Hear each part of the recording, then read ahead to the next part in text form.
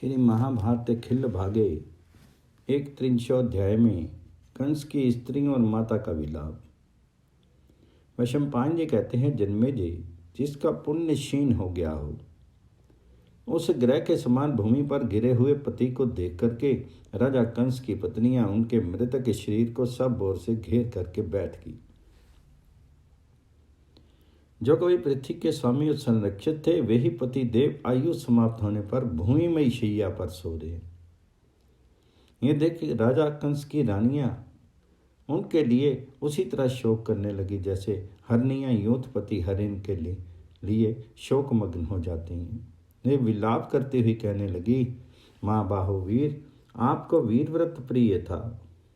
आपके मारे जाने पर हम सब वीर पत्नियां मारेगी, हमारी आशाओं की हत्या होगी, हमारे बंधु बांधव भी अनाथ होने के कारण मारे ही गए। राज शिरोमणि, आपकी मृत्यु संबंधिनी इस अंतिम अवस्था को देखती हुई हम सब आपकी पत्नियां अपने बांधों से दीनतापूर्वक विलाप कर रही हैं। प्रभु, आप हमारे महाबली प्राणनाथ थे, आपके मारे जाने से हमारी तो जड़ कट गई।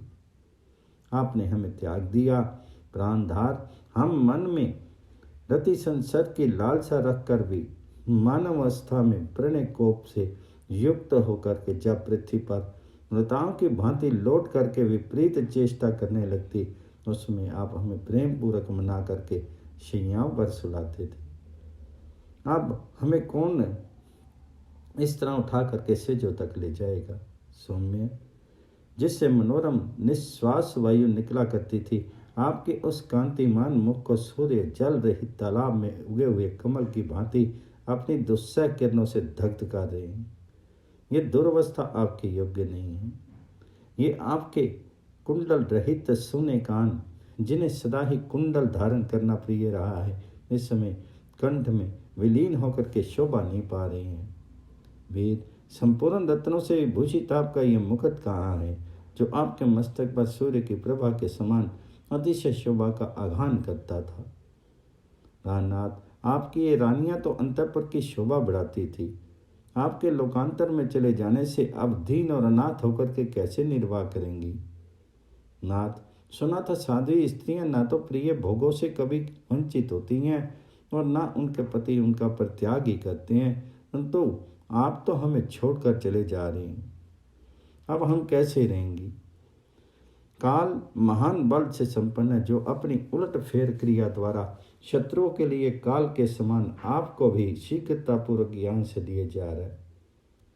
आपने हमें सदा सुखों में ही रख करके पाला पोसा और बड़ी किया है।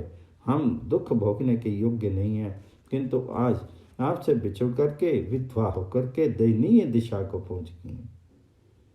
अब हम कैसे यहाँ रह सकेंगे। जिनके मन में सदाचार के पालन का लोभ हो, उन साध्वी स्त्रियों के लिए एकमात्र पति ही परम गति है, सबसे बड़ा सहारा है, किंतु महाबली काल ने हमारे उस सहारे को काट डाला। हम धैर्य से अभिभूत हो गई हैं, हमारा मन शोक से संतप्त हो उठा है।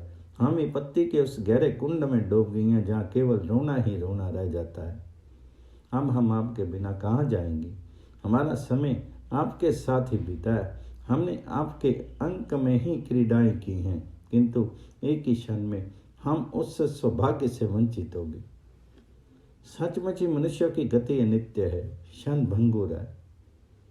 दूसरों को मान देने वाले महाराज, आपके निधन से हम सब की सब निर्बल होगी। जान पड़ता कि हम सब ने एक समान ही पाप किया था, जिससे सबको वैधव्य का चिन्ह धारण करना पड़ा। आपने हम रति प्रिया रमणियों को स्वर्ग के समान सुख भोग देकर के सदा हमारा लालन पालन किया है। हम सभी आपके प्रति काम आसक्त रही हैं, फिर आप हमें छोड़ करके कहाँ चले जा रहे हैं। देवोपम प्रभु, आप ही हम अनाथों के नाथ हैं। जगन्नाथ, मानद, कुर्री के समान विलाप करने वाली अपनी इन पत्नियों को कुछ उत्तर देने की कृपा करें। महाभाग, जबकि आपके सभी बंधु मारे जा रहे हैं और स्त्रियां शोक से पीड़ित है, ऐसे अवसर पर आपका परलोक गमन हमें बड़ा दारुण प्रतीत होता है। प्रीतम वीर, निश्चय ही परलोक की सुंदरियां बड़ी ही कमनीय हैं, जिससे आप अपने घर की इन रानियों को छोड़ करके उनके पास जाने के लिए प्रस्थित होंगे। अधिक से अधिक सुख सुविधा प्रदान करने वाले महाराज, क्या कारण है जो अपनी इन पत्नियों के रोने और आर्तनाद करने पर भी आप मोहवश इनके दुख को समझ नहीं पाते अथवा इस मोह निद्रा से जाग नहीं उठते हैं। पुरुषों की यह पारलौकिक यात्रा बड़ी ही निर्दयी होती है, क्योंकि वे अपनी पत्नियों को छोड़ करके उनकी कोई उपेक्षा न रखते हुए चल देते हैं। स्त्रियों का बिना पति के ही रह जाना अच्छा, किंतु उनके लिए शूरवीर पति का होना अच्छा नहीं, क्योंकि वे शूरवीर स्वर्गलोक की सुंदरियों को प्रिय होते हैं और वे सुंदरियां भी उन शूरवीरों को प्रिय होती हैं जिन्हें युद्ध ही प्रिय था। उन आपको अदृश्य भाव से शीघ्रतापूर्वक ले जाने वाले काल ने हम सब की अंतरात्माओं पर एक साथ ही प्रहार किया है। वीरवार, आप युद्ध में जरासंध की सेना का विनाश करके यक्षों को भी हरा करके इस भूतल पर एक मनुष्य मात्र के हाथ से किस तरह मार डालेंगे। इंद्र के साथ बाणों द्वारा युद्ध करके जो सम्रांगन में अमरों से भी पराजित नहीं हो सके, वही आप एक मरण धर्म मनुष्य के हाथ से कैसे मारेंगे। आपने अपने बाणों की वर्षा से पाशधारी वरुण को परास्त करके अशोभ्य महासावर को भी विशुद्ध करते हुए उसके रत्नरूपी सर्वस्व का अपहरण कर लिया था। एक बार इंद्र ने जब वर्षा में कमी कर दी थी, तब आपने अपने सहायकों से बादलों को जीत करके पूर्ववासियों के हित के लिए बलपूर्वक वर्षा करवाई थी। भूमंडल के समस्त भूपाल आपके प्रताप से नतमस्तक रहा करते थे और उपहार के रूप में आपके पास बहुमूल्य रत्न एवं वस्त्र भेजते रहते थे। इस प्रकार आप देवताओं के समान तेजस्वी थे। शत्रु ने आपके बल पराक्रम को प्रत्यक्ष देखा था, तो भी आपके ऊपर ऐसा प्राणांतकारी घोर भय कैसे आया। आपके मारे जाने से आज हमें विधवा की पदवी प्राप्त हुई है। हम सदा परमार्थ से दूर रहती थी, परंतु मतवाले के तांत ने हमको भी मिट्टी में मिला दिया।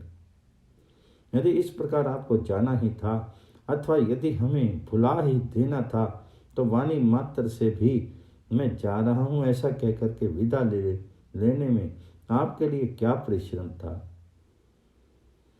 प्राणनाथ, प्रसन्न होइए, हम भयभीत हैं। आपके चरणों में मस्तक रख करके प्रार्थना करती हैं। नरेश्वर, दूर देश में जाने और रहने से कोई लाभ नहीं, आप घर को ही लौट चलिए।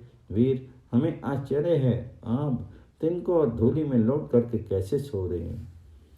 इस तरह पृथ्वी पर सोए हुए आपके शरीर को उद्वेग क्यों नहीं प्राप्त होता है। जैसे किसी पर सोते समय आघात किया जाए, उस समय किसने हम लोगों को ये अप्रत्याशित, जिसकी हमें कोई आशा नहीं थी, ऐसा घोर दंड दिया।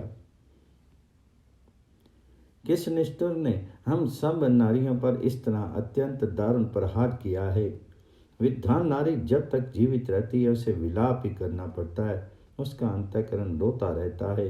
हमें तो पति के साथ ही चलना है, ऐसे अवसर पर हम रो क्यों रही हैं। इसी बीच में कंस की दुखिया माता कांपती हुई वहां आई और कहा, हे मेरे बच्चा, कहाँ है मेरा बेटा। ऐसा कहकर के जोर जोर से रोने लगी। उसने अपने मृत पुत्र को देखा, वह कांतिहीन चंद्रमा के समान प्रतीत होता था। उसकी ऐसी दिशा देख करके माता का हृदय विदीर्ण हो गया। उसे बार बार चक्कर आने लगा। वह पुत्र के मुख की ओर देखती और चीखने लगती, मैं मारी गई। पुत्र वधुओं के आर्तनाद के साथ रोते बिलखने लगी। पुत्र के जीवन की इच्छा रखने वाली राजमाता उसके दीन मुख को अपनी गोद में रख करके आर्तवाणी में हाँ पुत्र कह करके करुणाजनक विलाप करने लगी। बेटा, तुम तो वीर व्रत में तत्पर रहते थे और अपने बंधु बांधवों का आनंद बढ़ाते थे। तुमने क्यों इतनी जल्दी यहाँ से प्रस्थान किया। तुम बिना किसी नियंत्रण के इस अत्यंत खुले हुए स्थान में क्यों सो रहे हो। तुम्हारे जैसे शुभ लक्षण संपन्न नरेश इस तरह भूमि पर नहीं सोते हैं। तीनों लोकों में जो बल में सबसे बड़ा चढ़ा था, उस रावण ने प्राचीन काल में राक्षसों के समुदाय में इस सत्पुरुषों द्वारा सम्मानित श्लोक का गान किया था। मैं इस प्रकार बल और पराक्रम में बड़ा हुआ हूँ तथा देवताओं का वध करने में समर्थ हूँ, तो भी मुझे अपने ही भाई बंधु बांधवों से घोर एवं अनिवार्य भय प्राप्त होता होगा। उसी प्रकार मेरा बुद्धिमान पुत्र अपने सजातीय बंधुओं पर लुभाया रहता था, तो भी इसे भाई बंधुओं से ही ये देव विनाशक महान भय प्राप्त हुआ। मैं अपने पति बूढ़े राजा उग्रसेन से, जो उस समय अचेत से हो रहे थे, बछड़े से बिछड़ी हुई हरनी के समान रोती हुई बोली, शुद्ध अंतःकरण वाले महाराज, आइए आइए, आपने पुत्र राजा कंस को देखिए, जो ब्रज के मारे हुए पर्वत की भांति वीर शैया पर सो रहे। महाराज, अब हम लोग इसके लिए मृत्यु कालोचित कर्म करें, क्योंकि यही यमलोक में जाकर कृपे तत्व को प्राप्त हुआ है। राज्य का उपभोग तो वीर पुरुष ही करते हैं, हम लोग तो अब पराजित हो गए। अतः जाइए, कृष्ण को ये सूचित कीजिए कि कंस के अंत्येष्टि संस्कार की व्यवस्था होनी चाहिए। शत्रु के मरने तक ही वैर रहता है, उसके शांत हो जाने पर अब वैर की भी शांति हो जाएगी। इसके प्रेत कार्य तो करने चाहिए। मरा हुआ क्या अपराध करता है। अपने पति भोजराज से ऐसा कहकर के दुखनी राजमाता पुत्र का मुख निहारती हुई अपने केस खींच खींच कर अत्यंत विलाप करने लगी। राजन, ये सुख में पड़ी हुई तुम्हारी रानियां अब क्या करेंगी? तुम्हारे जैसे श्रेष्ठ पति को पाकर भी इन बेचारी बहुओं का सारा मनोरथ नष्ट हो गया। ये तुम्हारे बूढ़े पिता अब कृष्ण के अधीन हो गए। सूखते हुए पोखरे के जल की भांति अब मैं इन पर तंत्र दशा में कैसे देख सकूंगी? मैं तुम्हारी जननी हूँ, मुझसे क्यों नहीं बोलते हो? क्यों आज अपने प्रिय जनों का परित्याग करके तुमने परलोक के विशाल पथ को प्रस्थान किया है? तुम नीति कुशल नरेश थे, मेरी सम्मति थे, किंतु सदा समीप रहने वाला काल आज तुम्हें मुझ भगन की गोद में से छीन कर लिए जा रहा है। कितने ही कुलों परिवारों के समुदाय का पालन करने वाले मेरे वीर पुत्र तुमने, जिन्हें दान और मान से अनुग्रहित कर रखा था, जो तुम्हारे उन गुणों से अत्यंत संतुष्ट थे, वही ये तुम्हारे भृत्यों के कुलों के लोग आज तुम्हारे लिए रो रहे।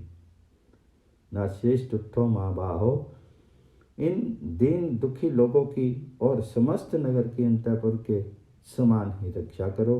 अत्यंत आर्त होकर के उसके विस्तृत गुणों को याद करके कंस की स्त्रियां और माता के रोते रोते संध्या होगी और संध्याकालीन अरुण राग से रंजित हुए दिवाकर सूर्य अस्ताचल को चलेंगे।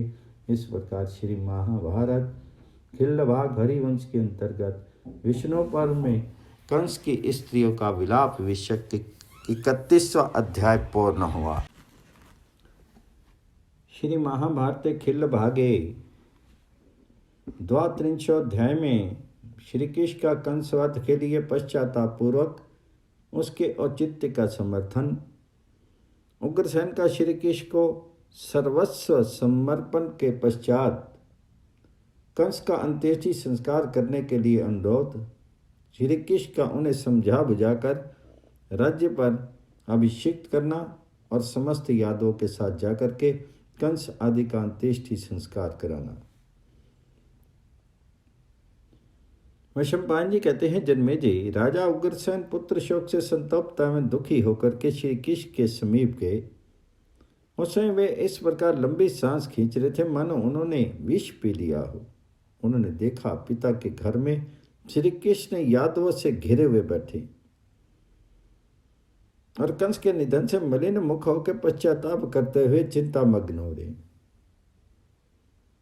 वे कंस की पत्नियों के बहुतेरे करुण विलाप सुनकर के उस यादव समाज में अपनी निंदा करते हुए बोले, मैंने अत्यंत अविवेक के कारण रोषवश दोष का ही अनुसरण किया और इस कंस का वध करके हजारों स्त्रियों को विधवा बना दिए।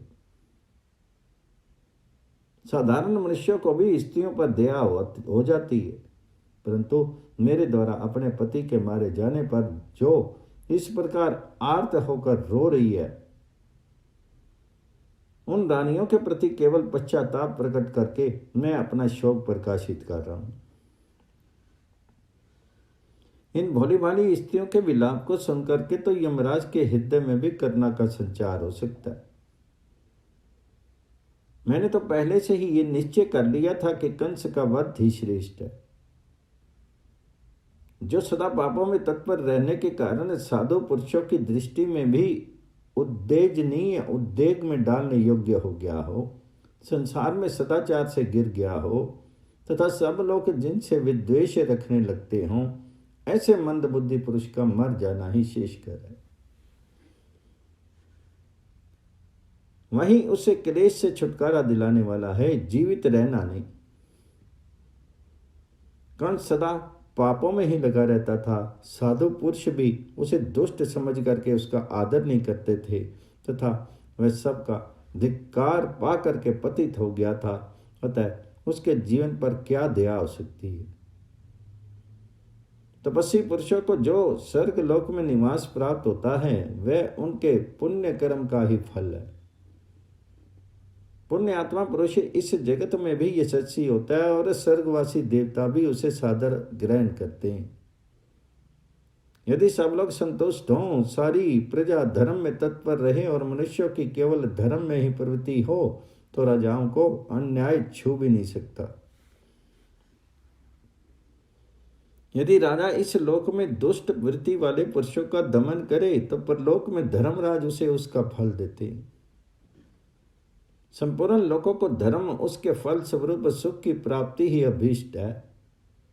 इसलिए उसमें रहने वाले पुरुषों को परलोक में सुख देने वाले पुण्य कर्मों का ही अनुष्ठान करना चाहिए। देवता धर्मपरायण मनुष्य की विशेष रूप से रक्षा करते हैं, क्योंकि लोक में अधिकतर पाप कर्म करने वाले ही सुलभ होते हैं। अतः मैंने जो इस कंस का वध किया है, इसे आप लोग ठीक समझें, क्योंकि ऐसा करके मैंने उसके पाप कर्म का मूल छेद कर डाला है। इसलिए इन समस्त शोकाकुल नारियों को आप लोग सांत्वना प्रदान करें और मथुरापुरी के नागरिकों एवं शिल्पियों तथा व्यवसायियों को भी समझा बुझा करके धीरज मंदावें। जब श्री कृष्ण इस प्रकार कह रहे थे, उसी समय राजा उग्रसेन अपना मुंह नीचे किए कुछ यादवों को साथ लेकर के उस घर में प्रविष्ट हुए। वे मन ही मन अपने पुत्र कंस के अपराध से डरे हुए थे। उन्होंने उसी यादव सभा में कमल नयन भगवान श्री कृष्ण से आंसू भरी दीन गदगद एवं लड़खड़ाती हुई वाणी में इस प्रकार कहा, श्री कृष्ण, तुमने मेरे पुत्र से उसके अपराध का बदला ले लिया,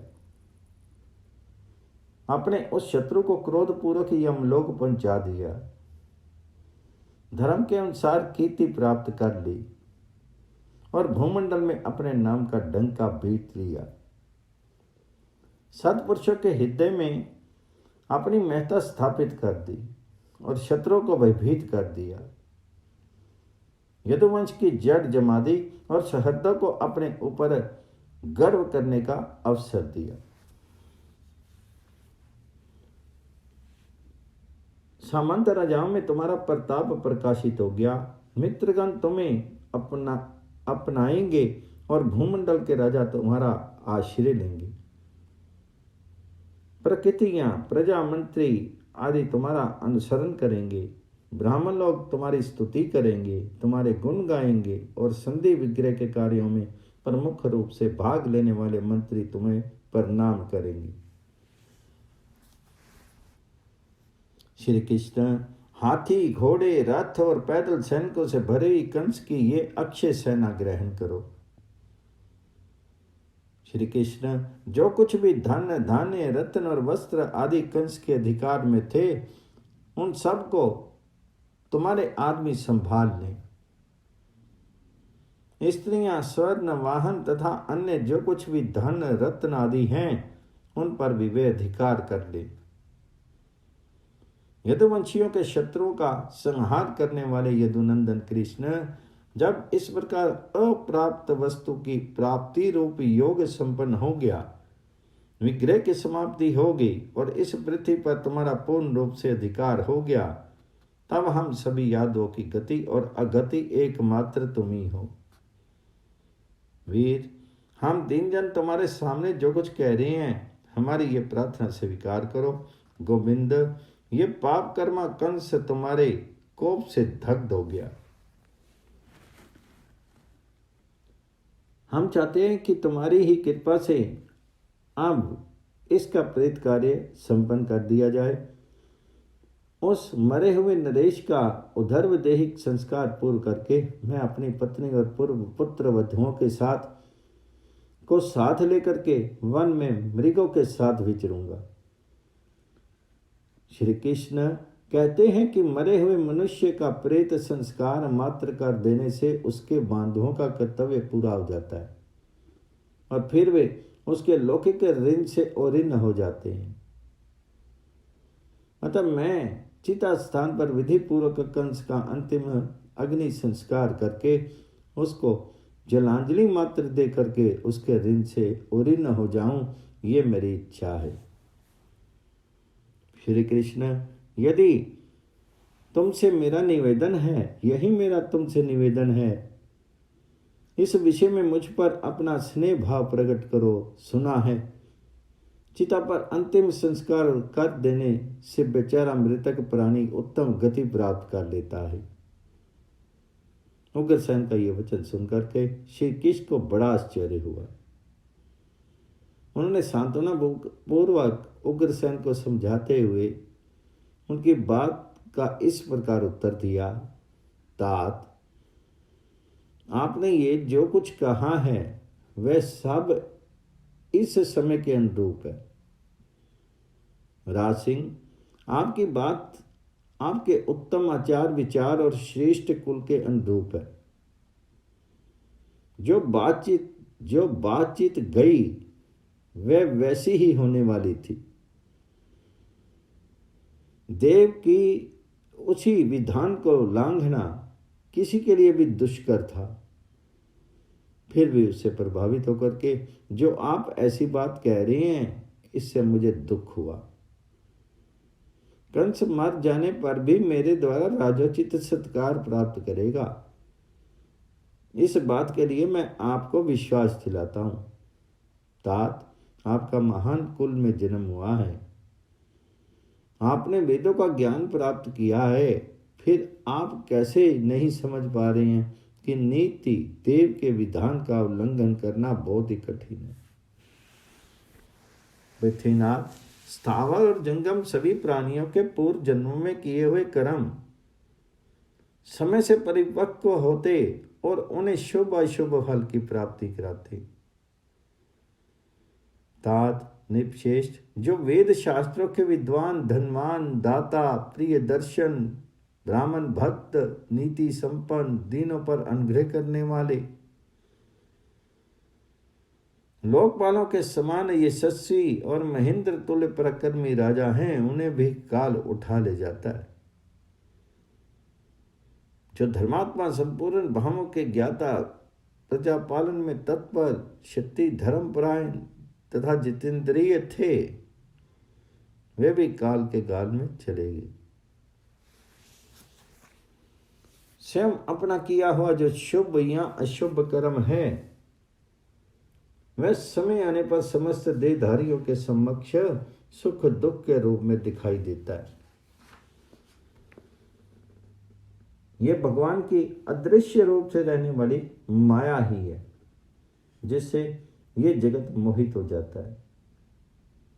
उसके स्वरूप को जानना देवताओं के लिए भी अत्यंत कठिन है। वास्तव में सुख और दुख की प्राप्ति में कर्म कारण है। मनुष्य को चिंतित एवं व्यथित होता है। ये माया जनित मोह ही है। कंस अपने पूर्व कर्मों से प्रेरित होकर के ही काल के द्वारा मारा गया है। मैं उसमें कारण नहीं हूं। काल और कर्म ही कारण है। तात सारा चराचर जगत सूर्य और सोम में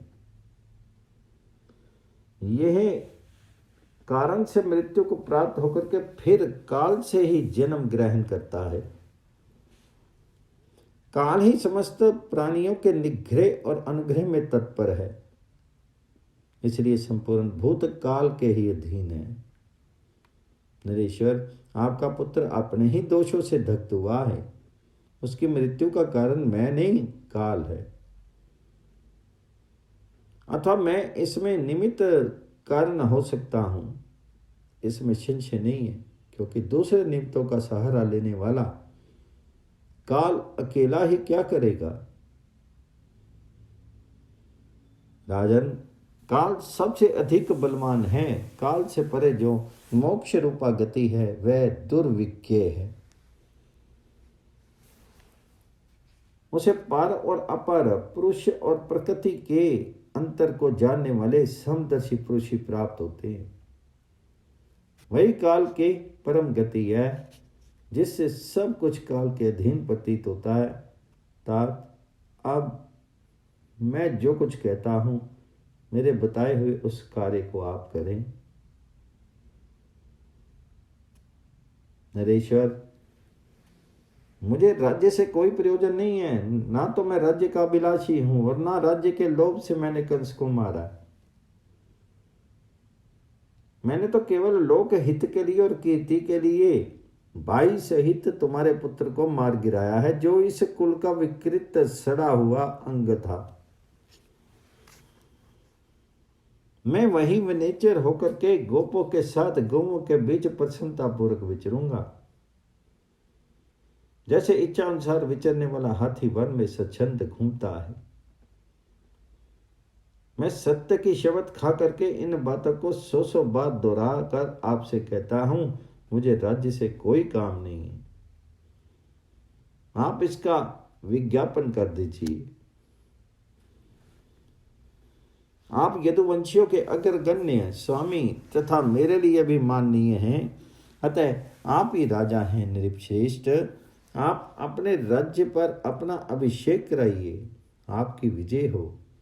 यदि आपको मेरा प्रिय कार्य करना हो, अथवा यदि आपके मन में मेरी ओर से कोई व्यथा ना हो, तो मेरे द्वारा लुटाए गए इस राज्य के दीर्घ काल के लिए ग्रहण करें। शंपायन जी कहते हैं, जन्मेजय, श्री कृष्ण की यह बात सुनकर के उग्रसेन ने कोई उत्तर नहीं दिया। वे लज्जित होकर के सिर झुका के चुपचाप खड़े रह गए। उस समय धर्म के ज्ञाता गोविंद ने राजा उग्रसेन को यादवों के राज्य पद पर अभिषिक्त कर दिया। सिर पर मुकुट बांधे महातेजस्वी श्रीमान राजा उग्रसेन ने श्री कृष्ण के साथ रहकर के कंस का अंत्येष्टि संस्कार किया।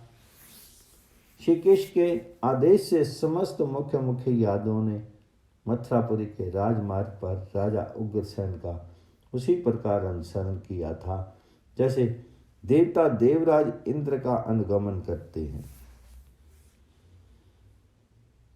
जब रात बीती और सूर्योदय हुए, उस समय श्रेष्ठ यादवों ने मिलकर के कंस के अंत्येष्टि संस्कार की तैयारी की। उन सब ने कंस के शीर को शिवगा में रख करके क्रमशः अंत्येष्टि क्रम के विधान को उसका दाह संस्कार किया।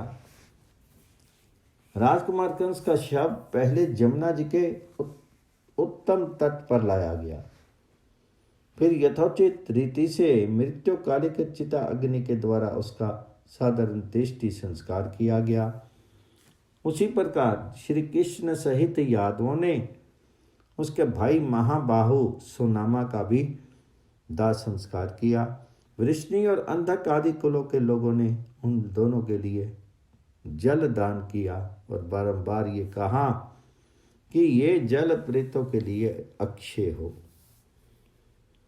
श्री हरि तथा नृपश्रेष्ठ उग्रसेन ने श्राद्ध में कंस के उद्देश्य से ब्राह्मणों को 10 करोड़ स्वर्ण मुद्राएं, बहुत सी गायें, रत्न, वस्त्र तथा नगरों जैसे सम्मानीय ग्राम दिए और बारंबार विप्रों से ये कहा, हमारा दिया हुआ ये दान उस दिवंगत आत्मा के लिए अक्षय हो। इस प्रकार कंस और सुनामा के लिए जल दान करके दीनचित्त यादव राजा उग्रसेन को आगे की मथुरापुरी में प्रविष्ट हुए। इस प्रकार श्री महाभारत खिल्ल भाग हरिवंश के अंतर्गत विष्णु पर्व में उग्रसेन का अभिषेक तथा कंस के अंत्येष्टि संस्कार कथन विषयक 32वां अध्याय पूर्ण हुआ।